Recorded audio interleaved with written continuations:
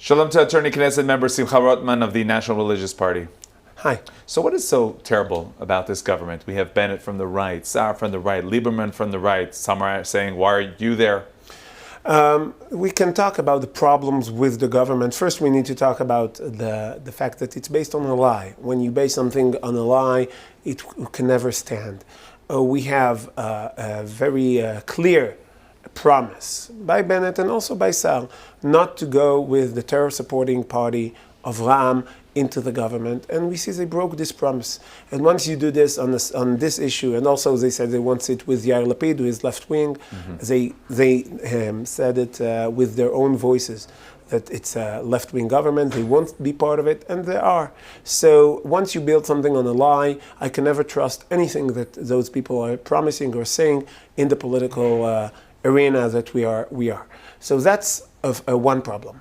And the second problem is people tend to forget major issues when you talk about Eretz Israel, when you talk about religion and state, when you talk about almost any issue, when you talk about the immigration and the illegal infiltrators in South Tel Aviv, the policy is being made by the courts. The policy is being made by the unelected officials, and sadly, the job of the elected officials in the government is to block this continuous effort to change the status quo in Israel by those unelected officials. Once the government is formed by the majority of the left, especially the extreme left, like Meretz and Avodah, and also on the Arab party of the terror supporting, you cannot block whatever the Supreme Court throws in your way. Even though Gideon Saar is going to be the justice minister? Doesn't matter, because it's an example from recent days. The Supreme Court will say, okay, we want to demolish this and this settlement.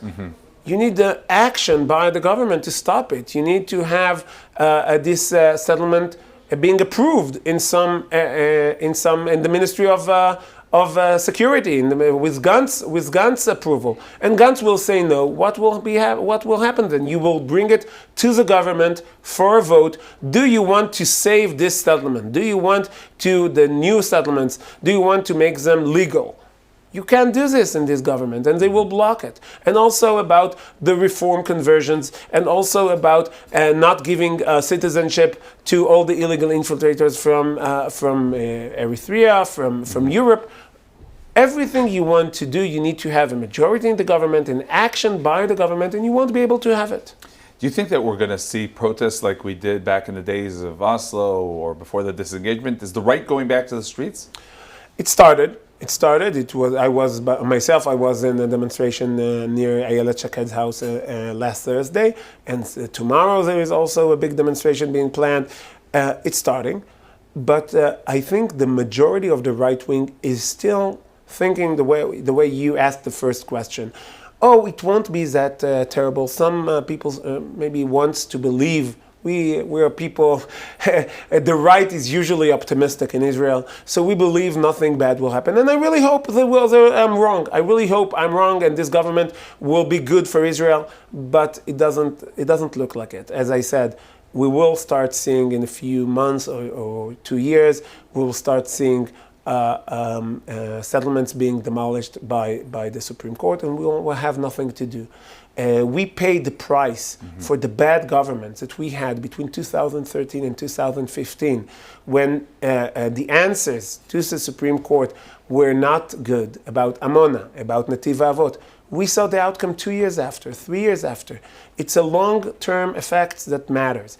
And we won't be able to see the dangers immediately.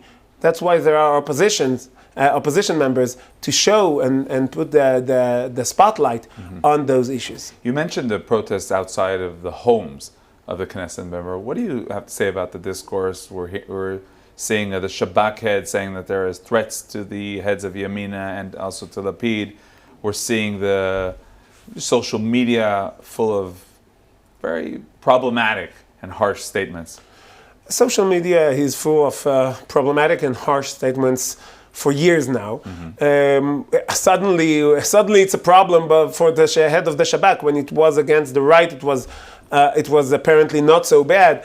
During the every week protest against Netanyahu. I myself was attacked physically in a demonstration by the left wing near the president's house when I came to deliver my the mandate, to give the mandate on behalf of my party to Benjamin Netanyahu. I was attacked physically.